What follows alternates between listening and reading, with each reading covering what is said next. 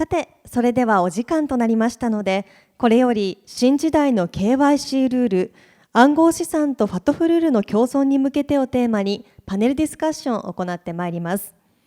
はじめにパネリストの皆様ご紹介させていただきます。まずはチェイナリシスグローバル政策責任者ジェシー・スピーロ様。続いてアイダクサ代表、アクセス代表アンソン・ジール様。続いてデジネックス CCO グローバルデジタルファイナンスアドバイザリーカウンシルチェアマルコム・ライト様。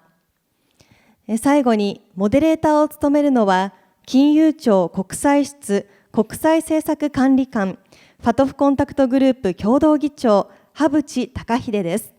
羽渕さん、どうぞよろしくお願いいたします。さて、ではここからの進行は羽渕さんにお願いしたいと思います。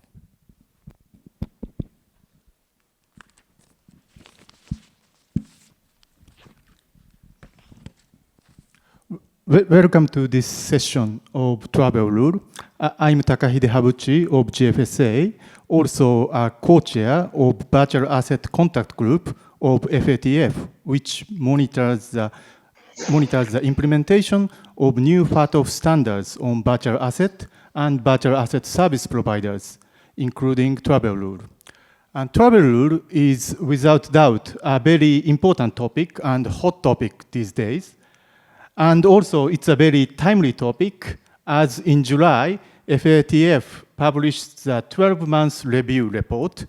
And in that report, FATF actually assessed the progress made by public sector and private sector regarding the implementation of the new Fatf standards, including Travel Rule.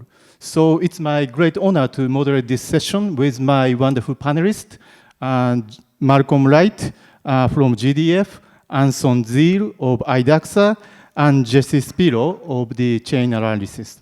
And I hope they will share with us the perspective from the industry and from the solution provider. And I myself will add some points from Fatf perspective, as well as from the regulator's perspective. So first of all, I want each panelist to introduce yourself. So maybe starting with Spiro, starting with Jesse, and then Anson and Malcolm. So Jesse, please. Thank you so much. It's a pleasure to be speaking at FinSum again. I was there in person last year. I wish I could be again this year. But in spite of the fact, a pleasure to be back.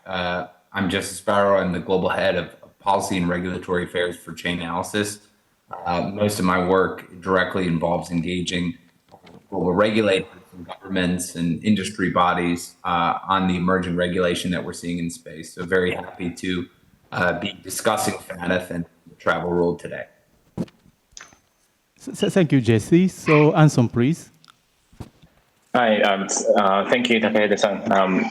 My name is Anson Zeal. I'm the chair of the association IDAXA, which is an association of different trade associations in the world in the cryptocurrency space. So we have Crypto Valley Switzerland, Blockchain Australia, ourselves from Access in Singapore, and a number of others as well. I'm also the chair of Access, the Blockchain and Cryptocurrency Association in Singapore. We worked a lot with MAS and obviously with through IDAXA working with the Fatf as well. But most importantly is we're here to help the members to achieve what they need in the expectations of the travel rule for MAS. So we have completed the code of practice, which outlines the AML-CFT guidelines and an independent assessment for the RegTech firms that are here to help the firms for the travel rule. Thank you, Anson. So next, Malcolm, please. Thank you, Takahide-san, and also to the organisers for inviting me to speak today. And I hope the conference continues to go extremely well.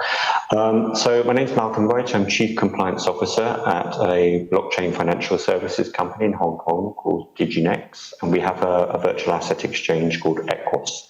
I'm also the Advisory Council Chair and co-lead of the AML Working Group for Global Digital Finance, which is an industry body that looks at setting standards across the industry for digital assets. Thank you, Malcolm. So now we are all familiar with who you are and what you do. So I want to start asking panelists some questions regarding the travel rule. So my first question is to Malcolm. So first of all, what is travel rule and why is it so important? Thank you.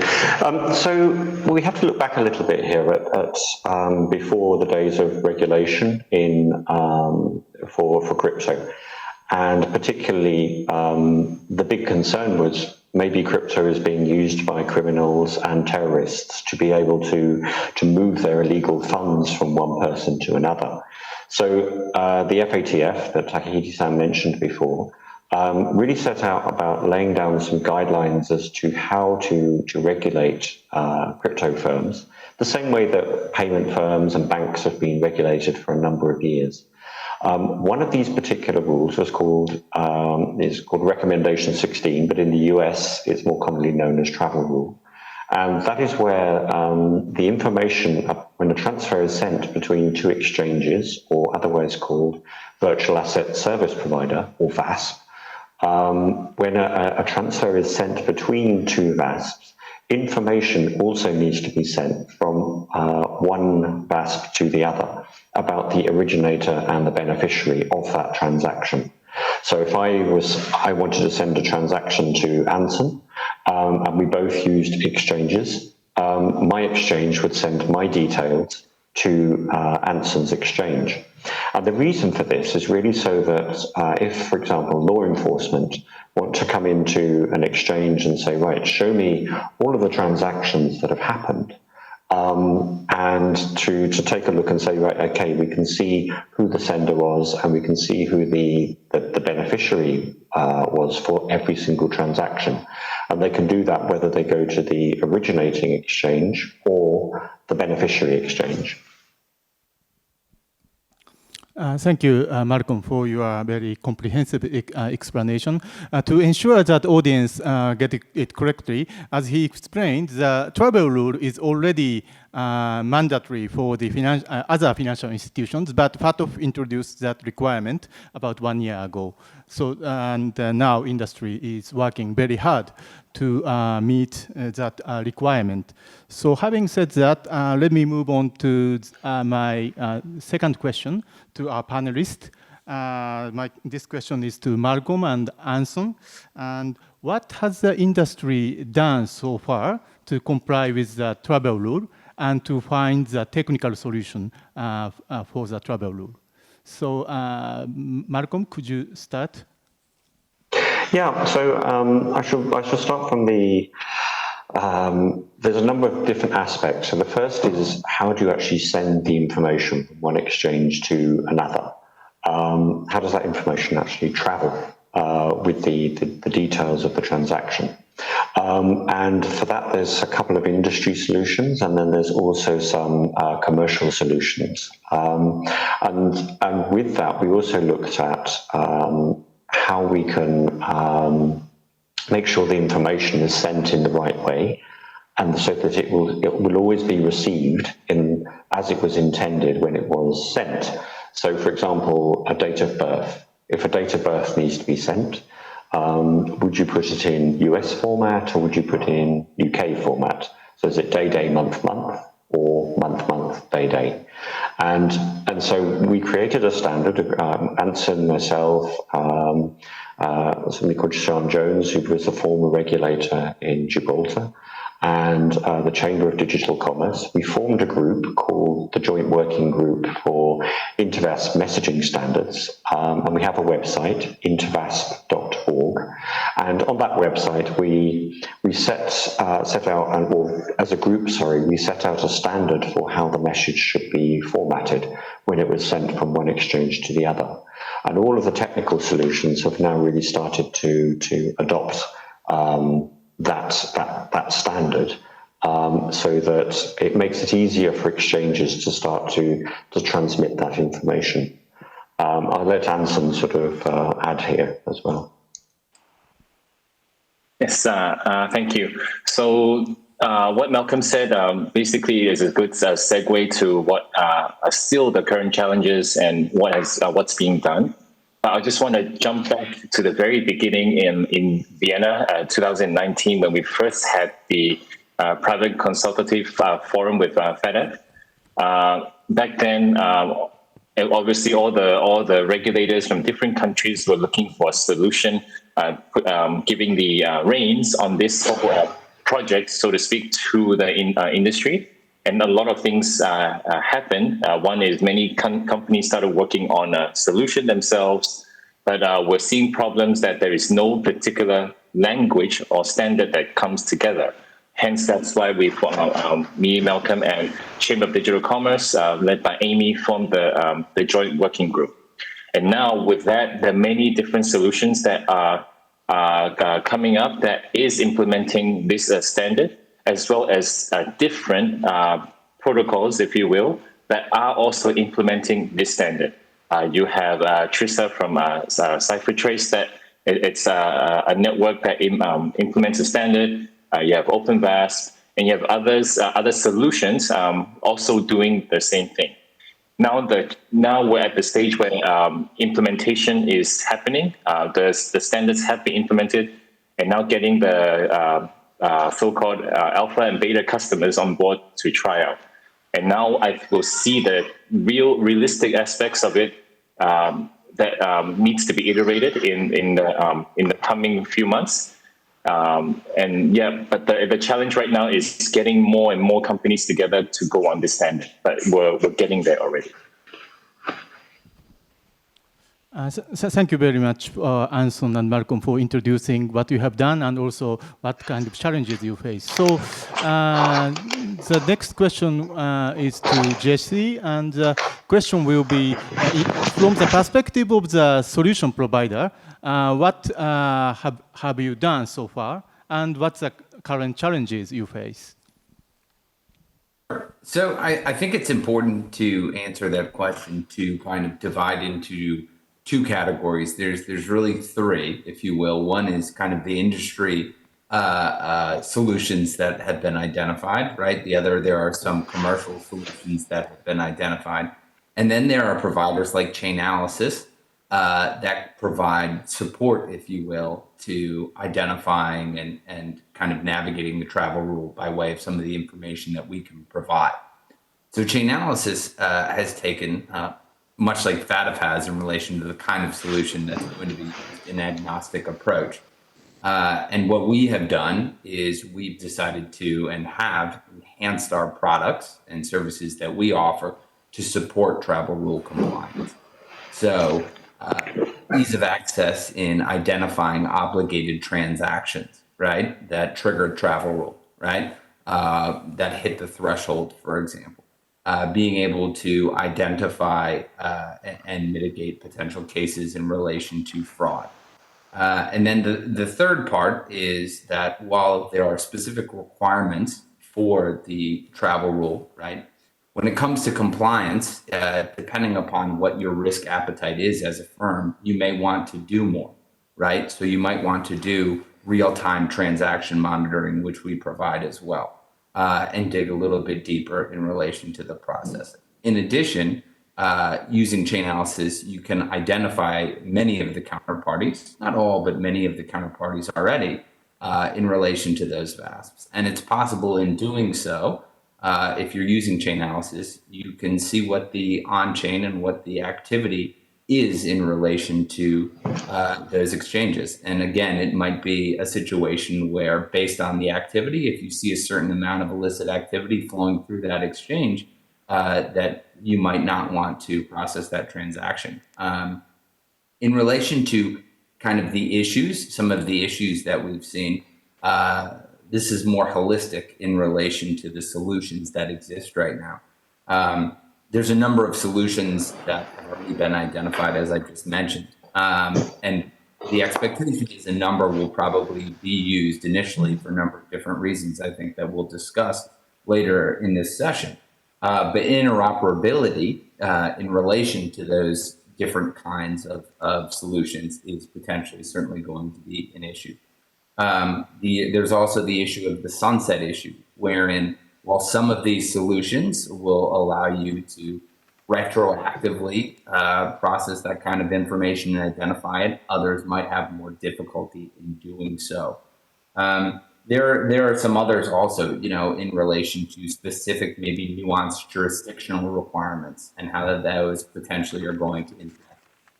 In the US, for example, where there is that legacy travel rule requirement as part of the Bank Secrecy Act, the threshold is actually lower. So these are all things that I think are still being worked through. But, I think it's promising in that there's been a lot of progress thus far. Thank you, Jesse, for giving us a very comprehensive picture of what solution providers has done and also what kind of challenges you face. So before moving on to the next question to our panelists, let me share what Fatf said in 12-month review report published in July, where Fatf assessed progress by public sector and private sector regarding the new Fatf standards, including travel rule. And I hope that might, that might be a good short summary of what you panelists have said so far. And also, I want to quickly add that the Japanese government, especially the JFSA, contributed a lot to finalization of this report with me as a co-chair and with my colleagues as an active participant of this project. And according to the report, overall, there has been a progress made, as mentioned by the panelists, but also issues to be addressed to achieve the effective implementation of travel rule. Let me start with progress. And the good news is that the industry has developed a messaging standard, as Malcolm mentioned, to ensure interoperability of travel rule solutions. And also, now the tech solutions are being developed in order to implement a travel rule for virtual asset industry. But bad news is that still there are no holistic tech solutions for travel rule implementation that has been adapted, that has been established and adapted globally. And also the report, the Fatf report, also introduced several issues that need to be addressed. The issue includes the identification of counterparty VASPs, transaction with unhosted wallet, and regulatory differences. Jesse mentioned the name of the sunrise issues and also the issue of privacy and interoperability. And also the report calls upon industry to redouble its effort to develop a holistic tech solution for travel rule. And Fatf is also committed to undertake the second 12-month review in June next year. And I hope the Fatf report, 12-month review report, published in July will help the industry initiative as well as the conversation between relevant stakeholders. And having said that, let me move on to the next question to our panelists. And I think this question will be to Jesse. And our focus will be on the future from now. And my question to Jesse is, what will solution provider do next? And will there be a widely adapted solutions by June next year? Sure. So I like the fact that you said solutions, because I do think that is going to be what occurs. The good news is, as I mentioned, many of these solutions have worked, providers and solutions that have been developed have been done so diligently since the implementation of the Fatf virtual asset recommendations. And as such, many of them are now at the point where they're initiating pilots. In fact, in the news, I think a few days ago, there was a demo wherein a transaction was processed that was travel rule compliant. It used the InterVASP messaging standards. I believe it used it was TLP that executed. But the fact is that many of these solutions are now in pilot. So they're building coalitions of, exchanges or those in the space that are kind of signing on to use these solutions. And I say coalitions because it seems that there are going to be different solutions probably adopted in different jurisdictions. In some jurisdictions, multiple solutions adopted, like in APAC. And so the next step, I believe, is that we're going to see pilots certainly within the next 6 to 9 months. I think that it's realistic to see there's going to be a lot of progress there. In relation to by June 2021, my expectation would be that many of these solutions will be live and viable, and there will be exchanges that are in compliance at that point as well. Thank you, JC, for your explanation. I really hope it will happen by June next year, and we will celebrate that in our next 12-month review at Fatf. But anyway, let me move on to the next question. And I think this question is to Anson and Malcolm. And my question is, what will solution provider do? What will industry do next? And will there be a widely adapted solutions by June next year? Okay, so there are two parts to this question, and I'll answer the first one in terms of the industry. So now the next part of what the industry has to do, working with the different trade associations as well as the different VASs, is to really communicate with the different regulators around the world. Because Fatf has their own recommendations of what needs to be done. But now the next challenge, if you will, is each regulator's interpretation of the travel rule is very different, and the expectations to reach what they think is enough is also very different. So a very simple example would be we recently have the Hong Kong, one of the VAS recently got a license to become a virtual asset brokerage. That was for Hong Kong wise it's good news. But in terms of in Singapore, the challenges still exist, as many of the firms are still trying to grasp what MAS really wants in terms of the expectations. So one simple example I would give is when MAS asks the different firms how are they going to interpret the travel rule, many have said that they will use this and this solution. But what MAS really wants is to see the underlying mechanisms on how this is going to be done. So that's MAS, but different regulators that work differently. So my point is, for the first question, the industry needs to work with regulators together to harmonize everything, because which links to the next part, the solutions will also not only need to implement what Fatf has, but it also needs to implement the different jurisdictions' expectations into the solutions as well. Malcolm, did I say too much? Yeah, no, that's good. That's good. Let's hand over to me.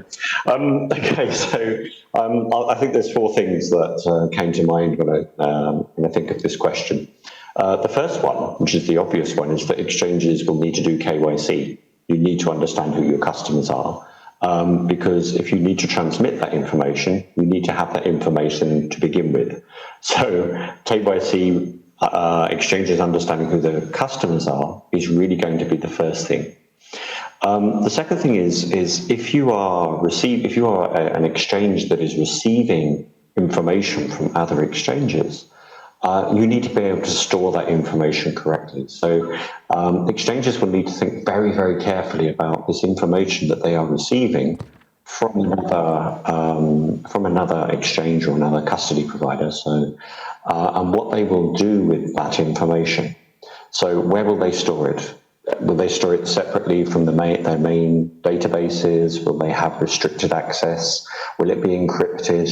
This is information that has to be received and that has to be sent by an exchange. But where that information is then stored, it needs to be stored securely for data privacy and security. And ideally, it needs to be away from main database and general access where people can see it. The tie to that is something that we've been working on at GDF, and that will be made available very, very soon is, and we did this in the AML working group, is an onboarding questionnaire. So the way we sort of see that things developing is that we'll have travel corridors where one exchange will say, we're willing to send our customer data to a counterparty exchange. And to do that, they will start with an onboarding questionnaire that we've called TrickSome. And that questionnaire will help an exchange to look through a set of standard questions or answers from the counterparty exchange and say, yeah, we're happy to work with this exchange. We're happy to send our customer data. That document will be available shortly at gdf.io, where anybody will be able to then go in and download it.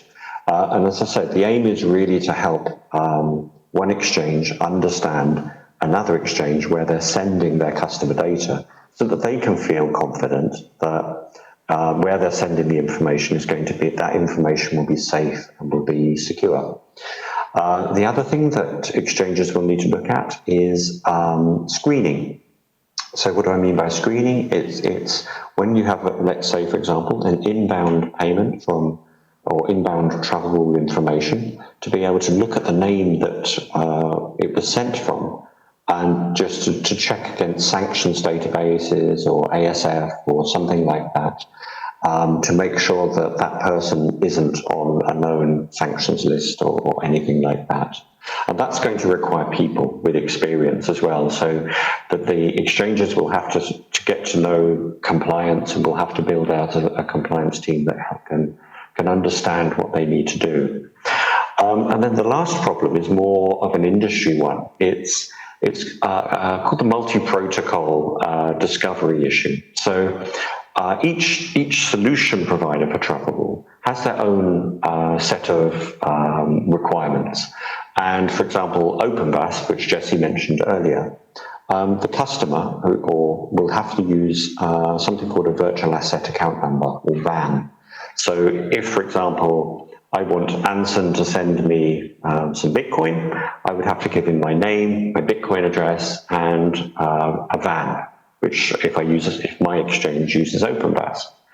Now, if everybody uses the same system, so if everybody uses OpenVAS or Signa or Shift or Netkey, then it's very easy. If everybody uses the same system, then you just provide this same information. But if everyone is using a different provider, so if Anson's exchange uses something different from my exchange, I don't know what information I have to give Anson in order to make that transfer so that information can be supplied. So this is another issue that we're currently addressing, and the joint working group is now considering how that might be possible to solve this, so that we can really start to say, well, if one exchange is using one solution, another one is using another, then we can make it frictionless for the customer to be able to send information from one place to the other and know exactly what information they have to give to their counterparty.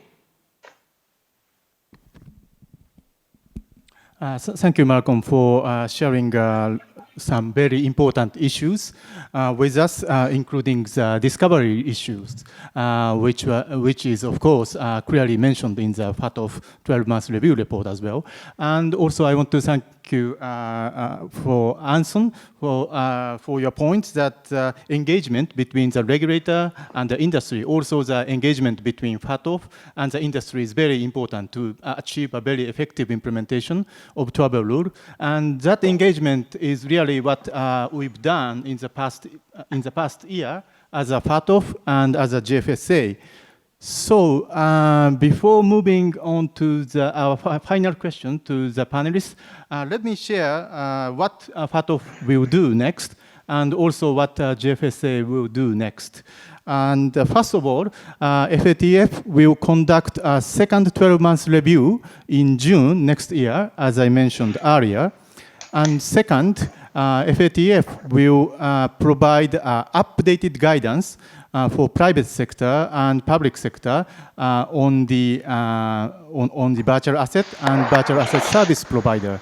and the guidance, the top issue of the covered in the guidance includes the travel rule and P2P transaction via unhosted wallet and stable coins, and several other issues that are covered by the FATF report published in June.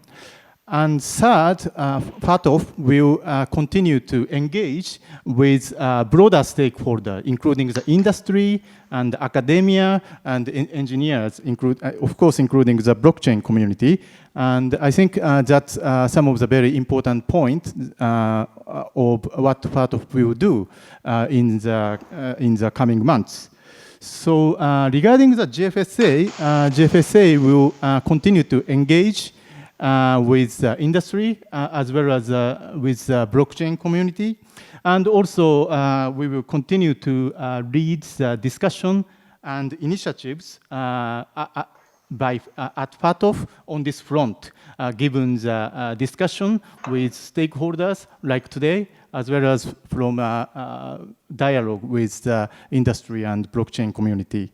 So let me move on to my supposedly final question to the panelists today.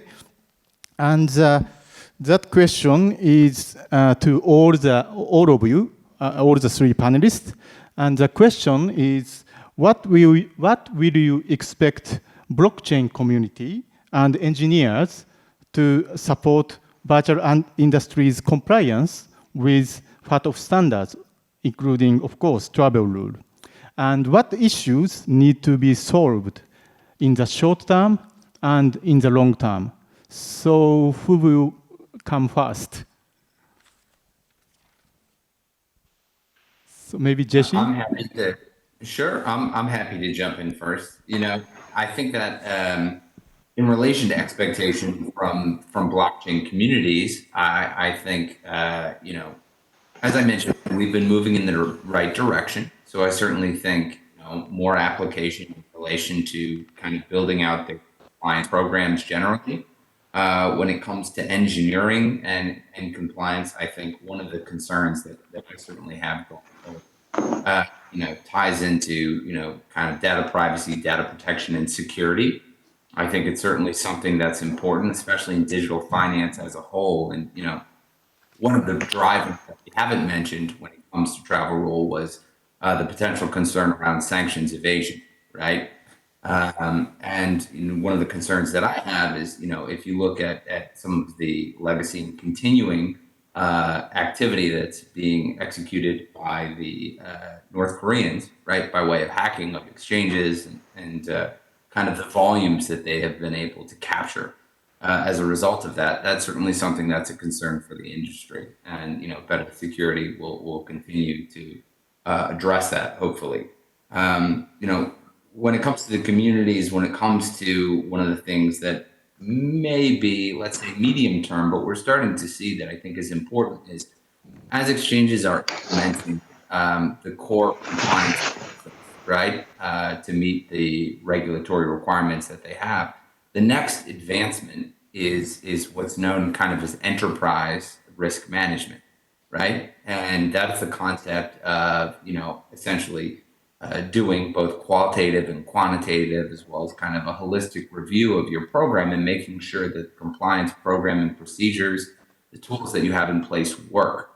And if you look at some of the regulators that have, let's say, more advanced regimes at this point, they're starting to introduce enterprise risk management as well, either by way of questionnaires or, you know, in relation to their engagements that they're having with the exchanges that they're licensing and registering. And I think that's going to be a very important next step.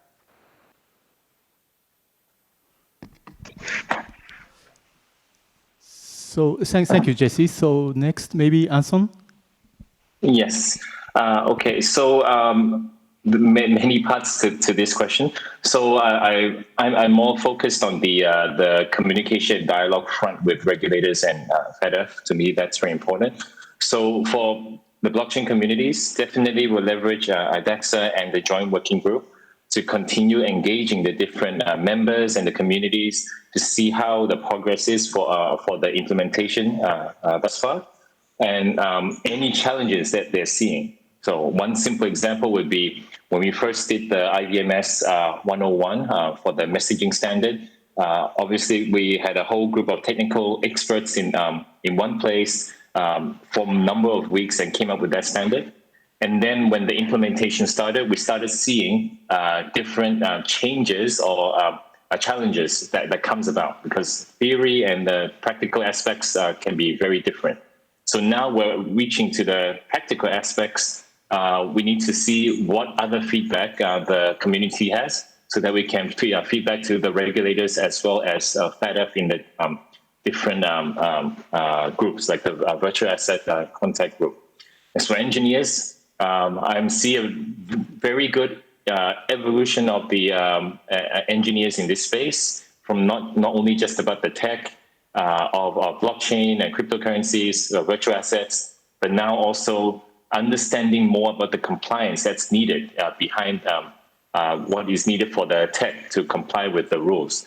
So most importantly is to have the firms starting to recruit more people from the traditional industry, or have the existing engineers really doing more research to see what the banking and the financial institutions are doing, so that they can be more capable in implementing the standards. So in the short term, I really think it's really a communication issue. One of the things is we need all the regulators to work with the industry much more. The strength must be much stronger. Harmonize between each one, not have one regulator be more strict than the other, and have a different sort of interpretation. In terms of long term, I think we're getting there. The June 2021 deadline, I think it's definitely achievable. In the long term, the industry must, and the regulators must also see the new trends that are coming, but at the same time, not to be fearful of the new technologies that are coming our way. Thank you, Anson, for sharing your views. So next, Malcolm, could you please? Yeah, sure. I think Anson highlighted the first one I was going to think about there, which is the regulatory engagement and how important that is. Any solution needs to be practical, and that requires a strong level of discussion between the regulator and the industry to make sure that both understand each perspective and where there's challenges, how those can be overcome. And one of those challenges, as I mentioned earlier, is this multi-protocol fast discovery issue that we do need to address. And that involves both the discussion with the regulators, but also there's looking at sort of how you build out, and let's call it an infrastructure standard, as we did with IVMS 101, that sits underneath whatever solution VASP decides to use, or solutions that VASP decides to use. Then we'll likely move into pilots, and we'll see some pilots going through to the end of this year. And those pilots will then mature into something more substantial. And I think within seeing not only the commercial solutions, which might be fully ready and having developed a lot of the necessary nuances for travel rule, we're also seeing the emergence of some industry-built solutions. So one of them is called TRP. And they have a website, travelruleprotocol.org, and there's some, for example, code samples and a document that's ready in. That's really from a developer perspective, it's a minimum viable product. So it's not it will do the minimum using IVMS 101 to allow transactions to take place, really to test the rails and to start to use that standard to begin with, and then to be able to then interoperate with other standards such as TRISA and so on. And then we have, I think, the engagement with the Virtual Asset Contact Group, which has been hugely beneficial, and we're looking forward to another year of that. And also within that, I think how non-custodial wallets can really be handled. So exchanges will come across these. How are we going to actually be able to address the issue that we can't collect data from non-custodial wallets. And then finally, I think we will see the emergence, as I mentioned before, of travel corridors. So we will see one exchange building a trust relationship with another exchange so that the information can travel in between those two exchanges. And those bilateral relationships will open up over a period of time.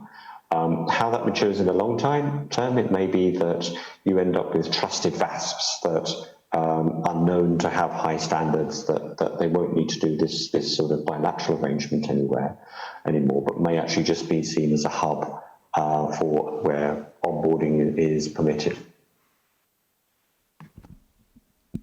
Okay, thank you, Malcolm, for introducing some of the very important aspects.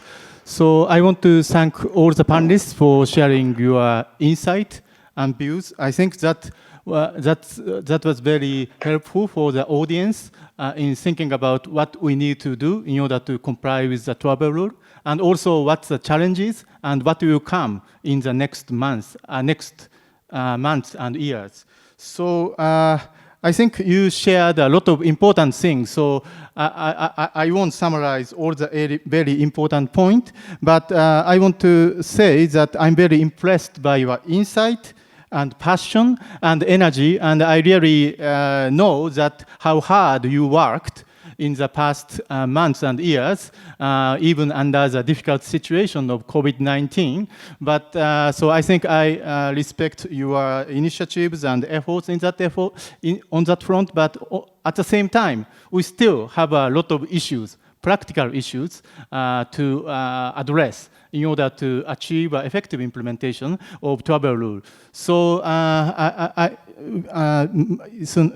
a co-chair of the Virtual Asset Contact Group of FATF, I will be very committed to have more in-depth engagement with the broader stakeholders, of course, including you and your institution. So I want to say, let's continue this hard work, and let's continue this conversation in order to achieve our goal.